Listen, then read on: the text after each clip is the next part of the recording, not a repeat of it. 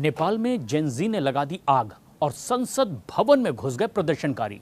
नेपाल में सुबह से जारी लगातार विरोध प्रदर्शन के बाद आखिरकार सोशल मीडिया को फिर एक बार वहां शुरू करना पड़ा।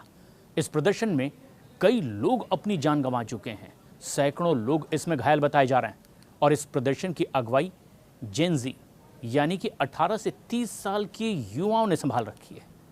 सोशल मीडिया पर बैन और सरकार के भ्रष्टाचार के खिलाफ नेपाल में सोमवार की सुबह सुबह ही हजारों की तादाद में प्रदर्शनकारी सड़कों पर उतर आए और फिर संसद भवन की ओर कूच किया।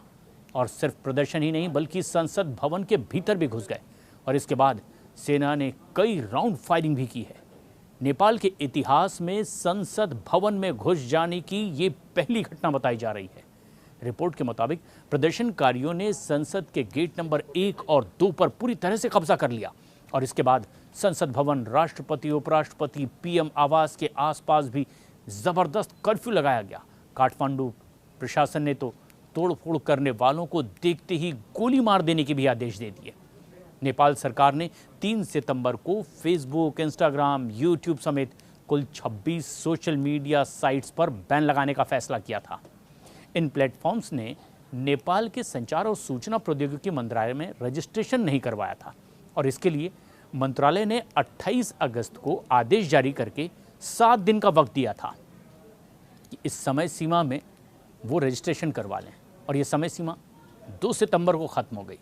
नेपाल सरकार ने सुप्रीम कोर्ट के निर्देश के बाद सभी सोशल मीडिया प्लेटफॉर्म को 7 दिन के भीतर रजिस्ट्रेशन करने का ये आदेश दिया था और सरकार का तर्क ये था कि रजिस्ट्रेशन के बगैर प्लेटफॉर्म्स देश में फेक आईडी, हेट स्पीच और सब्सक्राइब और गलत सूचनाएं फैलाने का काम कर रहे हैं और समय सीमा के भीतर रजिस्ट्रेशन नहीं कराया गया।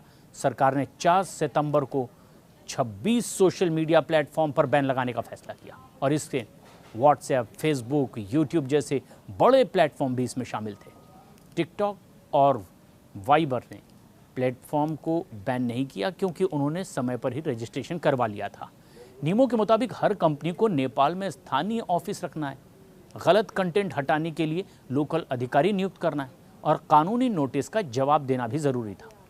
इसके साथ ही साथ सरकार के साथ यूज़र डेटा शेयर करने के भी नियम बनाए गए। ये शर्तें कंपनियों को बहुत सख्त लग रही थी, खासतौर पर डेटा प्राइवेसी और अभिव्यक्ति की आज़ादी के मामले में। रिपोर्ट्स के मुताबिक भारत या यूरोप जैसे बड़े देशों में कंपनियां स्थानीय प्रतिनिधि रख लेती हैं क्योंकि वहाँ यूज़र बहुत ज़्यादा हैं, लेकिन नेपाल एक छोटा देश है और कम यूज़र बेस वाला है, इसलिए कंपनी को ये बेहद खर्चीला लगा। अगर कंपनियां नेपाल की ये शर्त मान लेती तो उन्हें हर छोटे छोटे देश में दुनिया भर में यही नीति अपनानी पड़ती और उनका खर्च बहुत ज़्यादा बढ़ जाता।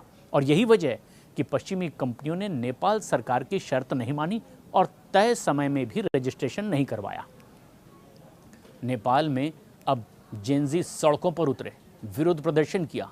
इस बीच प्रधानमंत्री केपी शर्मा ओली के भारत दौरे को भी रद्द करने की खबर आई।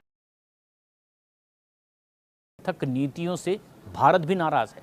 ओली को 16 सितंबर को भारत का दौरा करना था, हालांकि माना अब ये जा रहा है कि अब ये दौरा नहीं होगा। दरअसल नेपाल को चीन बनाने पर तुले प्रधानमंत्री केपी शर्मा ओली बुरी तरह से फंस चुके हैं। उनकी तानाशाही और तुगलकी फैसलों के खिलाफ अब नेपाल की जनता सड़कों पर उतर आई है और इसी कड़ी में ये जबरदस्त प्रदर्शन हुआ। आखिरकार कुछ फैसले वापस भी लेने पड़े।